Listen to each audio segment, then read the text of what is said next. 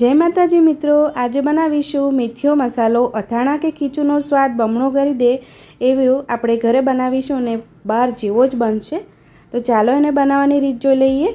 એના માટે મેં અહીંયા 100 ગ્રામ રાઈના કુરિયા લીધા છે. આ રીતે આપણે થાળીમાં પાથરી લઈશું.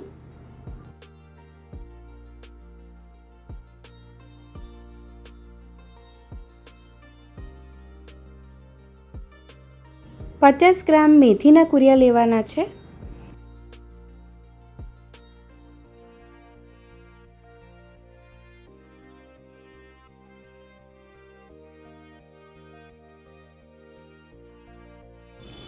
એક થી 2 ચમચી જેટલી આપણે લખનવી વરિયાળી લઈશું. 1 ચમચી હિંગ લેવાની છે. અડધી ચમચી હળદર લઈશું. બીજી બાજુ 1/4 કપ જેટલું મેં અહીંયા શીંગ તેલ લીધું છે. એને આપણે અશીકું ગરમ કરી લેવાનું છે. તો રાઈનો કુરિયો અંદર એડ કરીને આ રીતે તમે જોઈ શકો છો કે ઉપર આવે છે. હવે આપણે આ તેલને અશીકું જ મસાલાની અંદર એડ કરીને ઢાંકી દઈશું.